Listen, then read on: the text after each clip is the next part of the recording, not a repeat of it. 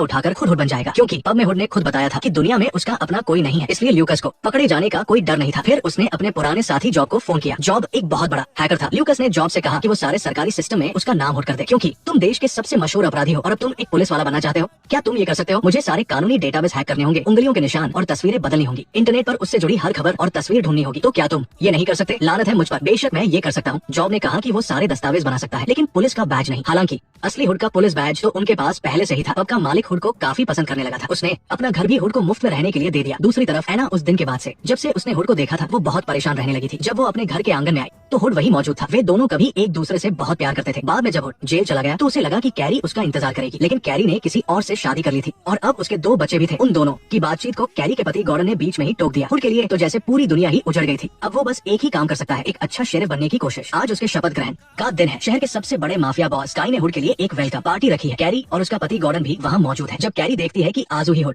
Sheriff बन गया है तो वो हैरान रह जाती है। हुड भले ही ऊपर से बेवकूफ लगे, लेकिन वो दिल ही दिल में अब भी कैरी को चाहता है। मौका मिलते ही वो कैरी के पीछे बाहर आता है और उससे एक चोरी की हुई तिजोरी खोलने को कहता है। असल में जेल से छूटते ही वो अपने पुराने धंधे में लग गया है। कैरी अब हुड से कोई नाता नहीं रखना चाहती और अपनी जिंदगी जीना चाहती है। तभी हुड जैसे ही मुड़ता है, कोई उसे लोहे के पाइप से मारकर बेहोश कर देता है। थोड़ी देर बाद पार्टी में अचानक कोई गोली चलाता है। पता चलता है कि काई के दुश्मन बदला लेने आए हैं। तभी काई का सबसे खतरनाक बॉडीगार्ड अपना चश्मा उतारता है, लेकिन इससे पहले कि वो कुछ करे, हुड पीछे से गोली चलाकर उस आदमी को ढेर कर देता है। असल में इसी आदमी ने हुड को बेहोश किया था। अपनी ड्यूटी के पहले ही दिन शेरिफ ने एक आदमी को मार गिराया। इससे वहाँ मौजूद सभी लोग समझ जाते हैं कि नए शेरिफ से पंगा लेना भारी पड़ेगा, लेकिन शहर में नया होने के बावजूद हुड मुसीबत में पड़ जाता है। मारे गए आदमी के घर वाले हुड से बदला लेना चाहते हैं। हुड को थप्पड़ पड़ने के बाद भी बात यही खत्म नहीं होती। तभी 2 आदमी हुड पर बंदूक तान देते हैं और कहते हैं कि वो अपने मरे हुए भाई का बदला लेंगे। मजे की बात यह है कि तभी वो औरत उल्टा हुड की तरफदारी करने लगती है। लेकिन हुड भी कोई आम आदमी नहीं है। वो 15 साल जेल में रहा है और बहुत खतरनाक खिलाड़ी है। वो इन 2 गुंडों से थोड़ी न डरेगा। वो आगे बढ़ता है और अपना माथा सीधे बंदूक की नली पर टिका देता है। वो मूडी को घूरकर देखता है। ये देखकर वे दोनों सच में डर जाते हैं। तभी शुगर अपनी बंदूक लेकर आता है और उन भाइयों को वहाँ से जाने को कहता है। हालात देखकर उन्हें पीछे हटना पड़ता है। वो बिना कुछ कहे चुपचाप वहाँ से खिसक जाते हैं। तभी हुड की नजर एक औरत पर पड़ती है। वो और कोई नहीं बल्कि माफिया बॉस